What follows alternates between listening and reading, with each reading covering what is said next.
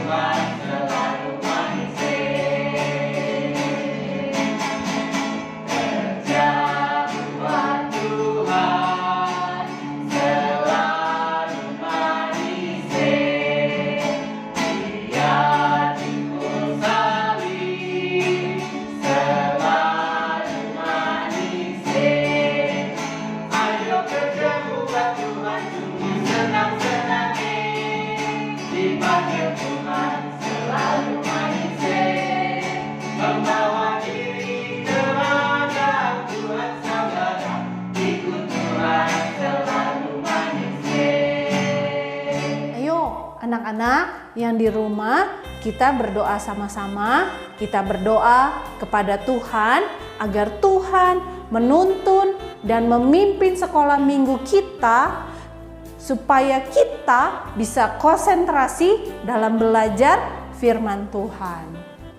Mari kita berdoa, ikutin Lause berdoa ya.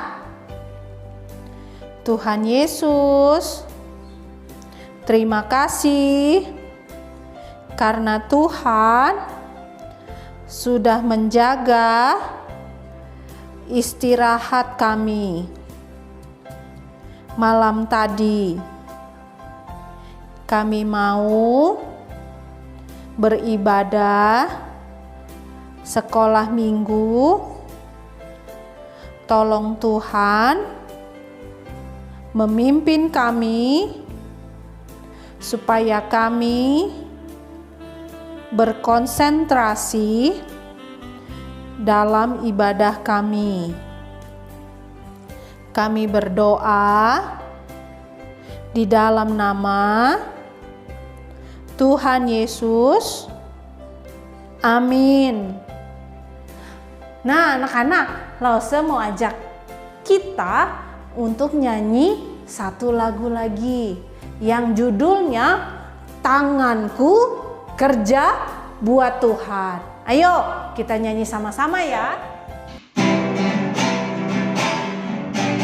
Tanganku kerja buat Tuhan, mulutku memuji namanya, kakiku berjalan cari jiwa, rupaku besar di surga.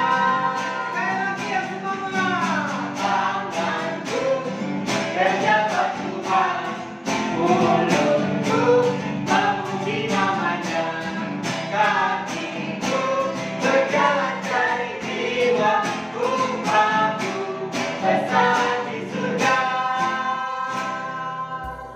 Hari ini kita akan belajar tentang melayani Tuhan dengan keberanian. Makanya dari tadi kita nyanyi lagu-lagu tentang melayani Tuhan. Nah, Rasul Petrus dan Rasul Yohanes merupakan para pelayan Tuhan yang berhasil karena mereka dipanggil untuk mengerjakan tugas dan juga dimampukan oleh Roh Kudus yang ada di dalam hati mereka. Mereka taat kepada Allah. Mereka menjadi hamba-hamba Allah yang rendah hati. Kalau minggu lalu kita sudah belajar, kita sudah dengar cerita dari Rasul Halim yang tentang Rasul Petrus dan Rasul Yohanes yang sedang berkunjung dan beribadah ke bait Allah dan melakukan mujizat di bait Allah, yaitu seorang lumpuh disembuhkan oleh Rasul Petrus. Nah, anak-anak kan tahu bahwa Rasul Petrus dan Rasul Yohanes hanyalah orang-orang biasa yang tidak terpelajar. Tetapi justru ketika mereka melayani Tuhan, mereka mengejutkan semua orang dengan pengajaran dan pengetahuan mereka tentang Allah. Mereka juga dengan berani bersaksi kepada pemimpin-pemimpin agama Yahudi yang sedang berkuasa pada waktu itu. Jadi ceritanya ditulis dalam Kisah Para Rasul 4. Tetapi Lause hanya membacakan buat kita semua dari Kisah Para Rasul 4 ayatnya yang ke-13 sampai 21 saja. Sisanya anak-anak baca sendiri di rumah ya.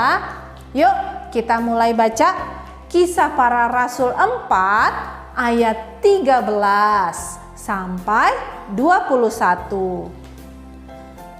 Ketika sidang itu melihat keberanian Petrus dan Yohanes dan mengetahui bahwa keduanya orang biasa yang tidak terpelajar, heranlah mereka. Dan mereka mengenal keduanya sebagai pengikut Yesus. Tetapi karena mereka melihat orang yang disembuhkan itu berdiri di samping kedua rasul itu, mereka tidak dapat mengatakan apa-apa untuk membantahnya. Dan setelah mereka menyuruh rasul-rasul itu meninggalkan ruang sidang, berundinglah mereka dan berkata, tindakan apakah yang harus kita ambil terhadap orang-orang ini?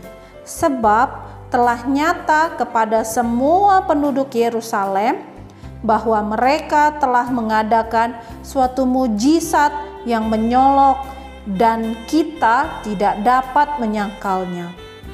Tetapi supaya hal itu jangan makin luas tersiar di antara orang banyak, baiklah kita mengancam dan melarang mereka supaya mereka jangan berbicara lagi dengan siapapun dalam nama itu.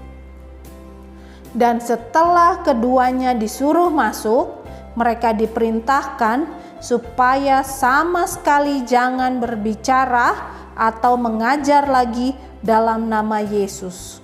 Tetapi Petrus dan Yohanes menjawab mereka, silahkan kamu putuskan sendiri manakah yang benar di hadapan Allah, taat kepada kamu atau taat kepada Allah. Sebab tidak mungkin bagi kami untuk tidak berkata-kata tentang apa yang telah kami lihat dan yang telah kami dengar. Mereka semakin keras mengancam rasul-rasul itu, tetapi akhirnya melepaskan mereka juga, sebab sidang tidak dapat melihat jalan untuk menghukum mereka karena takut akan orang banyak yang memuliakan nama Allah berhubung dengan apa yang telah terjadi. Nah, pembacaan kita cukup sampai di situ ya.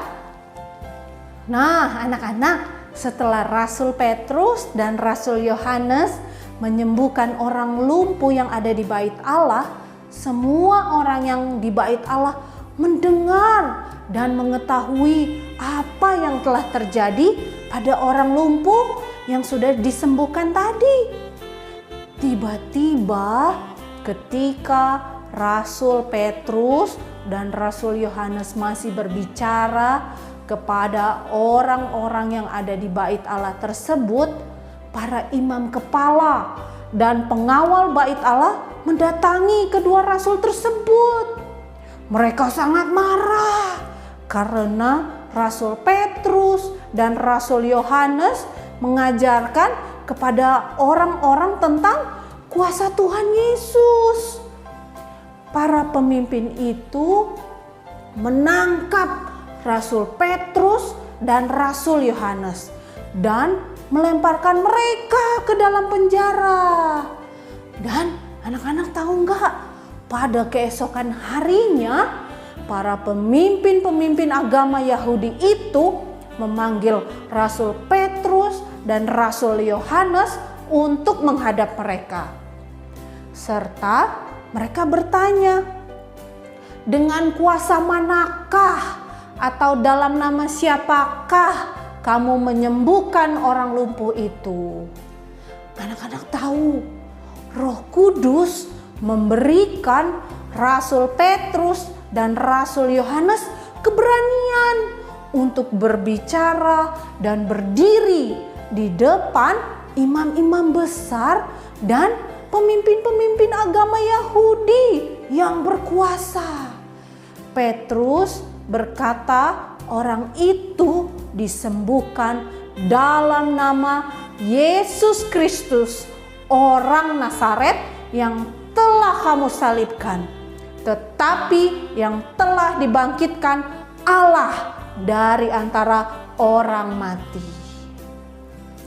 Orang ini tidak dapat berjalan, tetapi sekarang ia dapat berdiri dan berjalan dan melompat karena apa yang telah Yesus lakukan.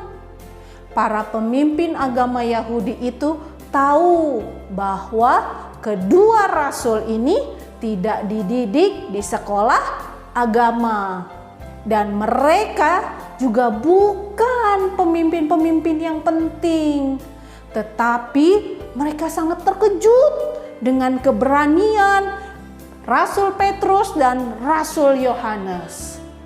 Mereka melihat kedua rasul ini tidak takut untuk berbicara. Lalu para pemimpin agama Yahudi itu memerintahkan Rasul Petrus dan Rasul Yohanes untuk keluar dari ruangan itu. Mereka berbicara di antara mereka, apa yang harus kita lakukan terhadap orang-orang ini. Lalu mereka memanggil kedua rasul tersebut untuk masuk lagi dan menyuruh mereka untuk tidak berbicara dan mengajar dalam nama Yesus lagi. Tetapi Rasul Petrus dan Rasul Yohanes menjawab, kami tidak mungkin berhenti berkata-kata tentang Allah dan apa yang telah Ia kerjakan. Kami harus taat kepada Allah. Pemimpin-pemimpin agama Yahudi itu tidak dapat menemukan cara untuk menghentikan mereka, karena setiap orang telah memuji Allah atas mukjizat yang terjadi. Kemudian pemimpin-pemimpin agama Yahudi itu membiarkan kedua rasul itu pergi, tetapi dengan peringatan yang keras untuk tidak mengajarkan dan berbicara tentang Yesus sama sekali. Rasul Petrus dan Rasul Yohanes kembali berkumpul dengan semua anak-anak Tuhan, murid-murid Tuhan yang lain. yaitu mereka yang percaya kepada Yesus Kristus. Mereka menceritakan apa yang telah terjadi. Lalu semua anak-anak Tuhan, semua orang-orang yang percaya kepada Tuhan itu, mereka memuji Allah karena kuasa-Nya dan meminta pertolongan dari Allah. Mereka berkata, "Tuhan, tolonglah kami untuk menceritakan tentang Engkau tanpa rasa takut." Itu yang menjadi doa mereka. "Tuhan, tolonglah kami untuk berani karena kekuatan yang Engkau berikan." Dan setelah itu, Rasul Petrus, Rasul Yohanes, dan murid-murid yang lain pergi keluar memberitahukan kepada semua orang tentang Yesus Kristus, Sang Juru Selamat. Roh Kudus memberikan kekuatan kepada Rasul Petrus dan Rasul Yohanes dan juga kepada murid-murid yang lain dengan berani berbicara tentang Yesus Kristus. Wah, Roh Kudus Allah memberikan kuasa dan keberanian yang begitu besar bagi rasul-rasul Kristus dan semua murid-muridnya, termasuk kita. Kita tidak akan dapat melayani Tuhan dengan kekuatan kita sendiri, tetapi kita dapat mempercayai Roh Kudus untuk memberikan kita apa yang kita butuhkan untuk melayani Allah. Jadi, mulai sekarang jangan takut ya untuk melayani Tuhan.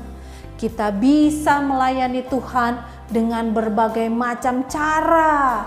Misalnya, kita bisa memimpin doa keluarga saat makan, doa sebelum tidur, atau doa apapun.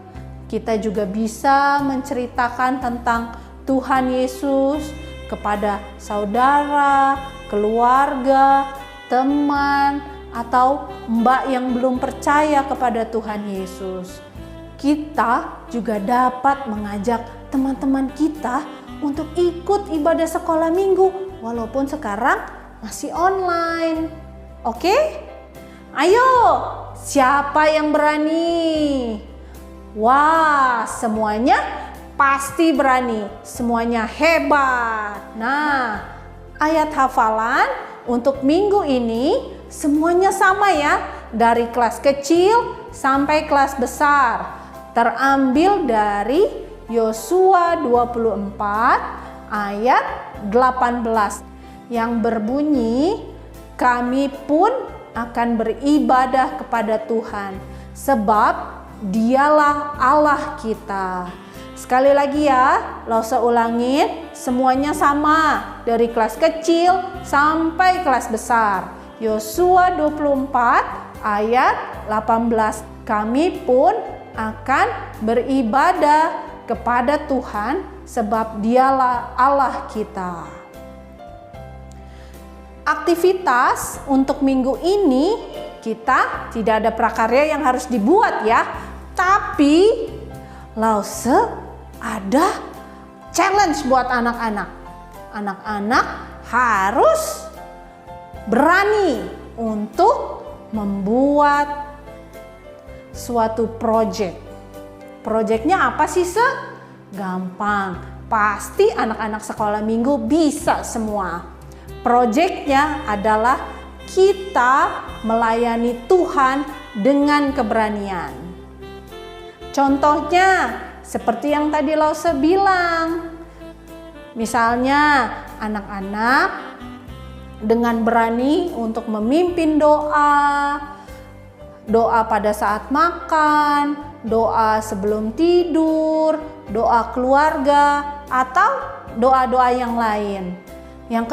Contoh yang kedua, anak-anak dengan berani untuk menceritakan tentang Tuhan Yesus kepada saudara, keluarga, teman, atau mbak yang belum percaya kepada Tuhan Yesus.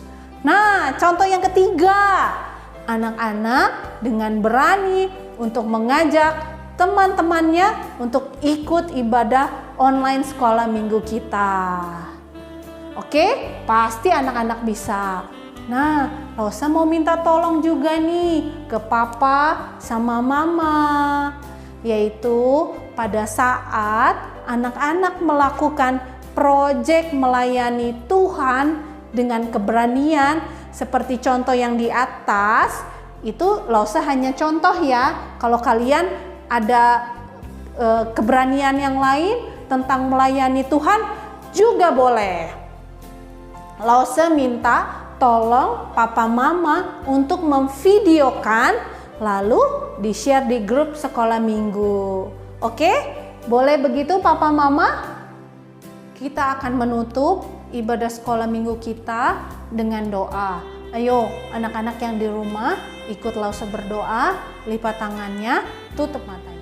Tuhan Yesus, terima kasih kalau hari ini kami boleh beribadah dan mendengar firman Tuhan. Ajar kami agar kami dapat berani berdoa, bersaksi, dan mengajak teman-teman kami untuk ikut sekolah minggu. Tuhan tolong setiap kami.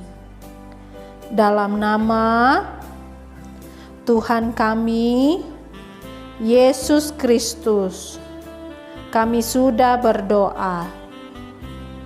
Amin. Sampai jumpa minggu depan. Dadah.